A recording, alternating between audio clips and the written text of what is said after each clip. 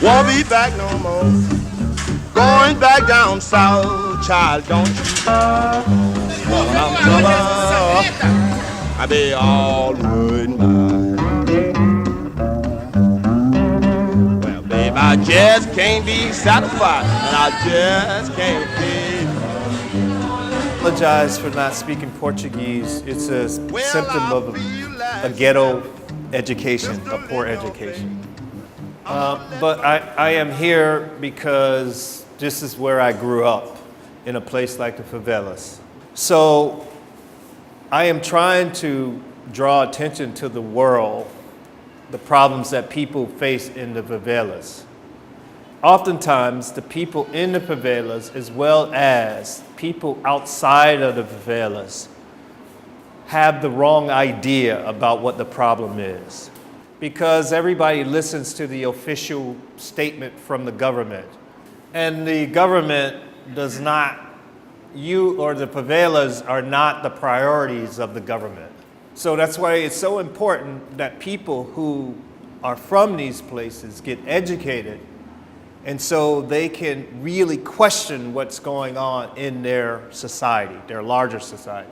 People act as if the children who grow up in the favelas don't have the same needs, wants, concerns as the middle class.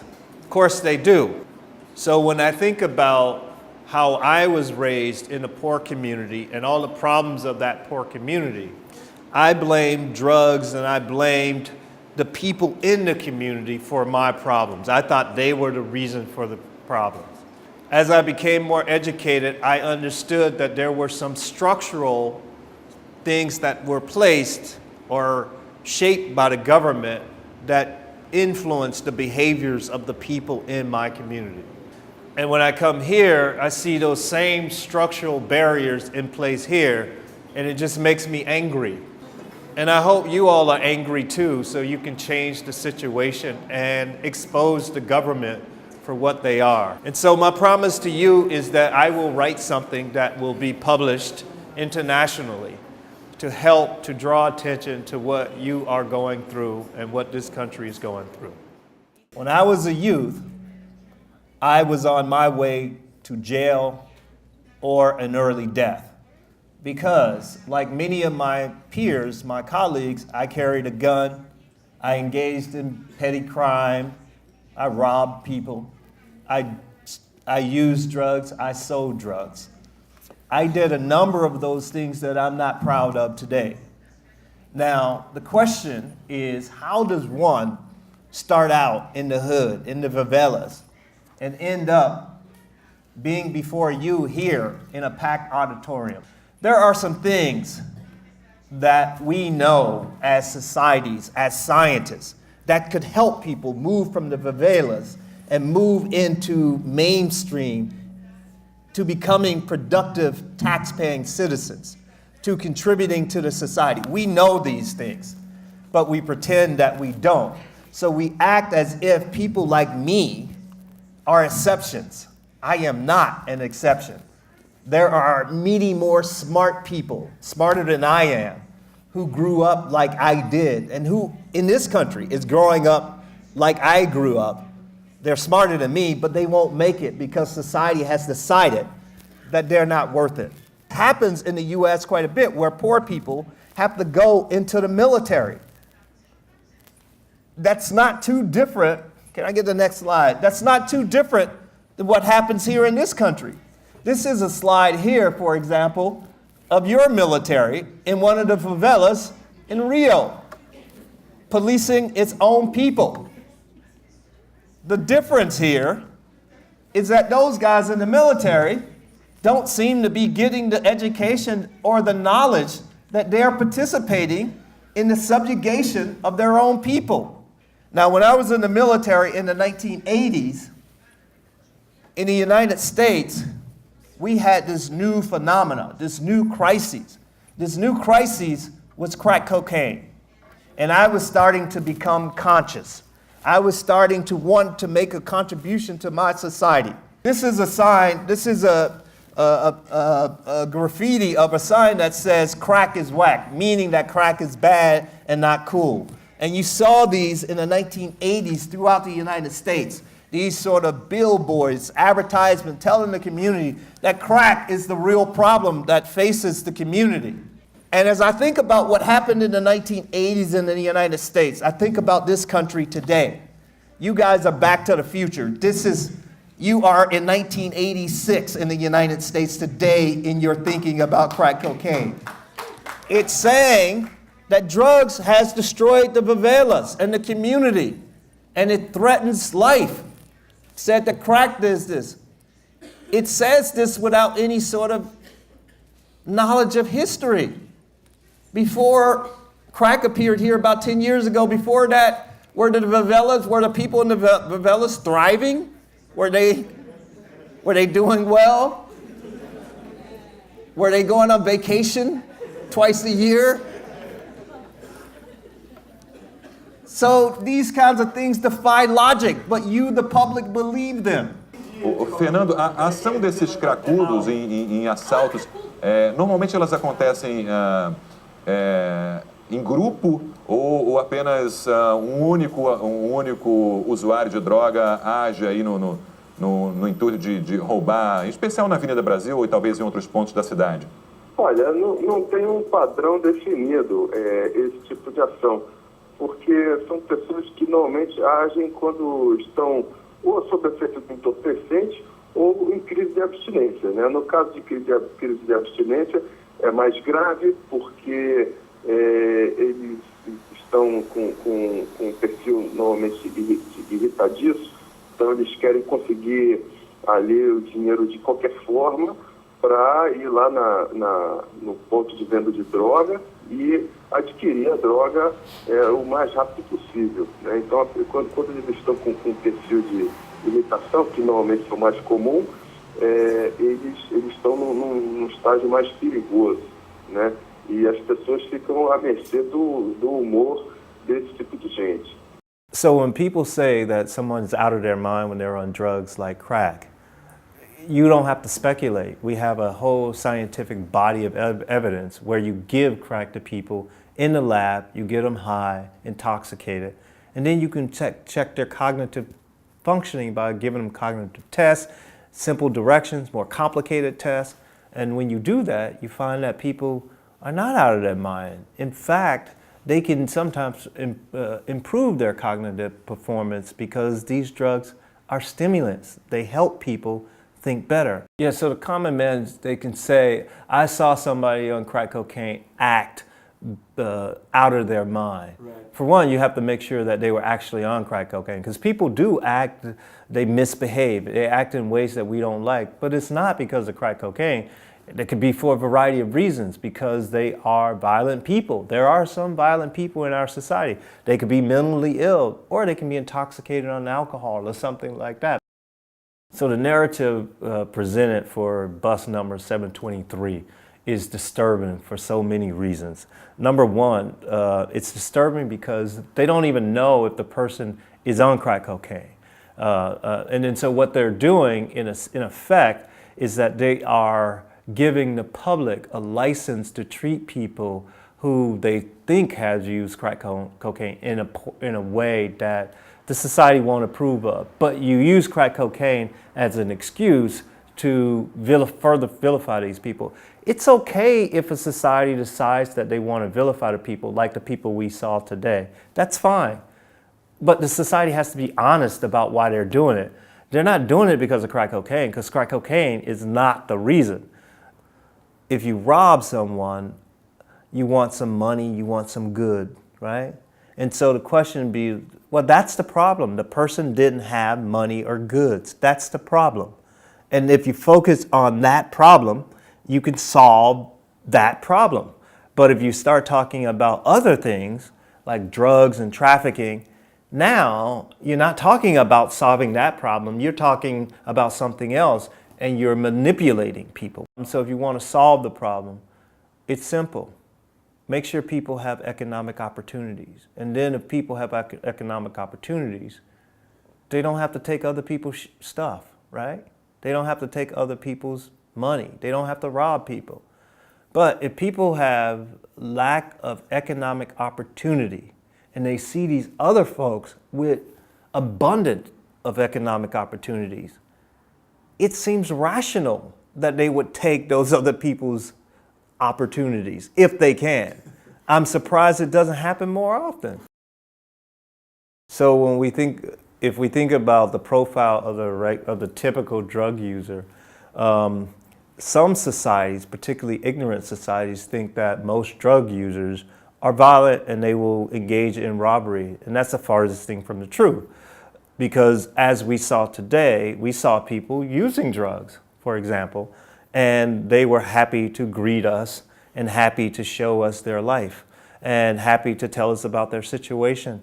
And there was no one robbed us. And if anybody should have been robbed, we should have been robbed. We had a lot of expensive equipment, and we looked, as we would say in the States, we looked green. We looked like we didn't belong there, and we looked like we had some resources.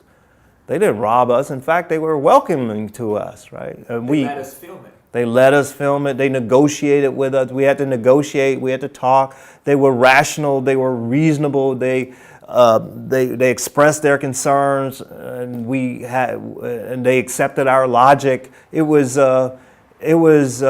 like being in a university environment, except that they were a little more honest than we are in the university environment, because when there was conflict, it was solved immediately. There was a couple people who had some conflict, and they had an immediate fight, and it was over. It was solved. Eu tenho consciência de que é ruim, tá me fazendo mal. I am aware that it's certo? not good. It's tipo making assim, me. Não tá sendo bom para mim. It's not good for me. It's not so Eu tenho good essa for consciência, me. claro que I eu know. tenho. Of course I do. Então, dessa mesma forma, In the eu same posso ter way. essa consciência de eu quero, eu posso e eu vou. I will do it, and I can make it, the same way. So I was expecting to find exactly what we found. Regular people behaving like regular people, people trying to make it, people trying to enjoy the fruits of being a human. That's what I was expecting. And that might require that they use drugs sometimes, they work, they argue, they play, they love, they do all those things. That's what I was expecting to find. But I had to go into it with an open mind because people had said something else. I heard a different narrative. And so I wanted to make sure that I was open-minded.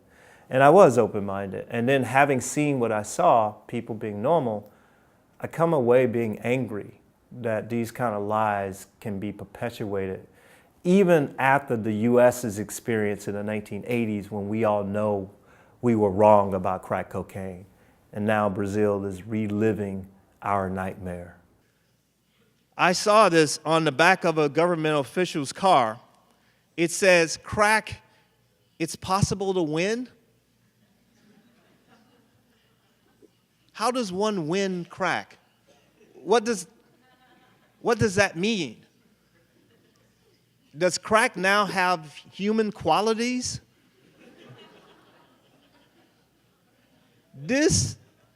These are the types of illogical sort of statements that your societies and people who control the societies want you to uncritically accept.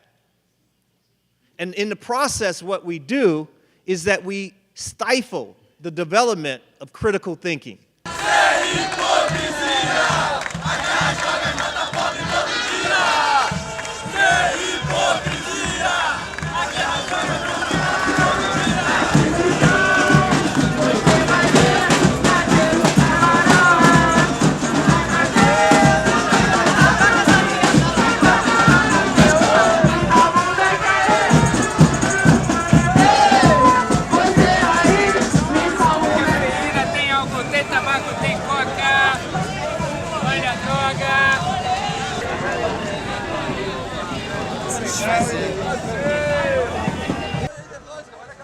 The thing that we all should know is that medicine is a very conservative profession. Their goal is to kind of keep the status quo in general as a profession. And they have participated for many years in this injustice. It's really an injustice. We have a potential medication that could help people. Now, everybody with every illness that marijuana might be recommended for may not be helped. But that's the case with all medications. That's why we have a number of medications to treat every ailment. You want to have different options for different people because they may not respond. And the scientific literature is replete with examples of how marijuana can be beneficial for a wide range of ailments. Any idiot that reads the scientific literature knows that. So when I see or hear physicians say that marijuana doesn't have medical benefit, they are engaged in a political conversation now. They are being political. And I find it abhorrent. My English is very bad. Your English just sounds better than mine. That was good. Crack was introduced in the United States in the 80s. In Brazil, 10 years later. And in this interval of time, we did nothing to educate our children about the effects of crack. And in the United States, there were any type of education about crack before it appeared? No, in the United States there was no education about crack before it appeared. Education about crack would be like saying, is there any education about smoking marijuana versus eating marijuana? There's no need for special education about crack because crack is cocaine. It's the same drug. So you want to make sure you educate people about drugs in general, and then you'll cover crack. But we don't get that type of education even in the United States, and that's part of the goal of the book. I'm trying to provide some basic education for the general public.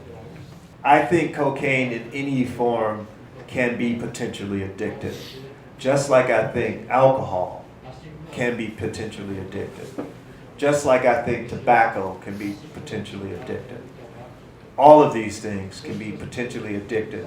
But I think the most important thing about these drugs is that they are potentially powerful psychoactive compounds, and they should be treated with respect, just like we treat automobiles with respect. Because automobiles, particularly if you drive in Brazil, where traffic is outrageous, automobiles, we know we can potentially kill someone in automobiles. It could be dangerous. Same is true with drugs. You have to respect the potential power of drugs. But we know how to keep people safe with automobiles. And we also know how to keep people safe with drugs. But we have been remiss, and we just haven't shared it with the public.